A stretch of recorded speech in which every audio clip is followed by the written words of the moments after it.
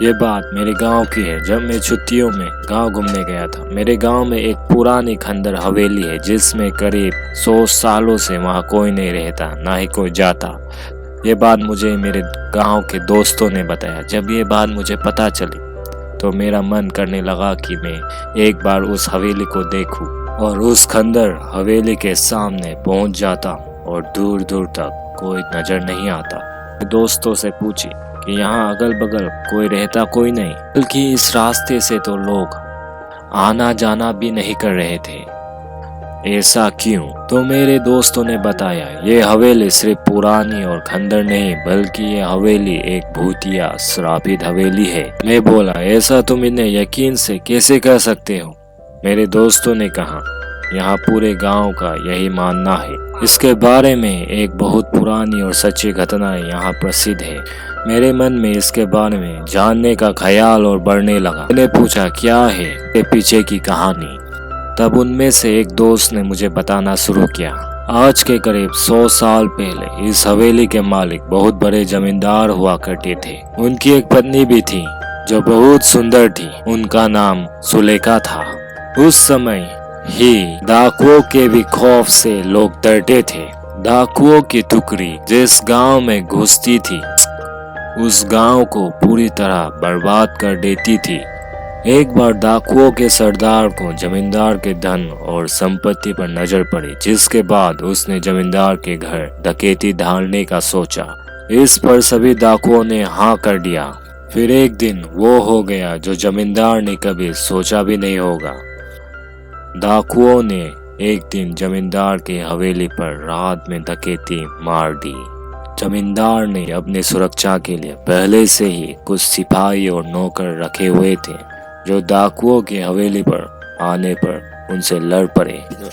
क्योंकि जमींदार के सिपाही और नौकर बहुत ही कम और साधारण हथियार के साथ थे, डाकुओं की संख्या बहुत ज्यादा थी और अच्छे हथियार के साथ लैस थे, जिसकी वजह से जमींदार के सिपाहियों और नौकरों को कुछ ही देर में मार डाला। ये सब जमींदार देखने के बाद सोचा, इससे पहले कि डाकू हवेली का दरवाजा तोड़कर अंदर घुस जाए, उसे अपनी पत्नी और खजाने को छुपा देना चाहिए।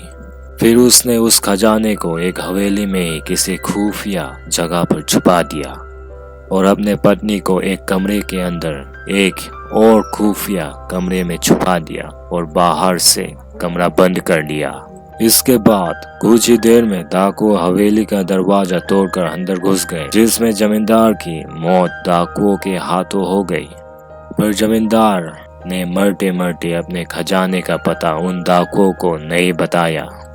डाकुओं ने खजाने को बहुत खोजा पर वो नहीं मिला। फिर डाकू वहां से हवेली की कीमती सामानों को लेकर वहां से चले गए।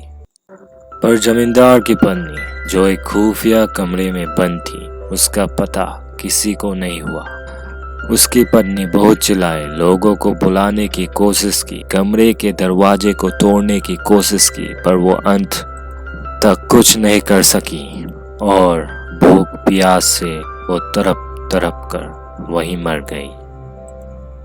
उसके मरने के बाद उसके लाश के बदबू से लोग हवेली में गए और उस कमरे को तोड़कर उसके लाश को वहां से निकालकर उसका अंतिम संस्कार किया। कहा जाता है कि आज भी वो अपने पति का इंतजार उस कमरे में करती है। उसका पति कभी तो आएगा और उसे उस कमरे से आजाद करेगा, और आज भी उसे उसके हवेली में घुसपैठियों या उसके बिना इजाजत के अंदर आने वाले को सजा देती है। मेरे अपने दोस्तों ये कहानी सुनकर उन पर विश्वास नहीं किया। मैंने पूछा, क्या यार तुम लोग भी ना कब की बात आज तक लेकर बैठे हो? इसका कोई सबूत है तुम लोगों के पास?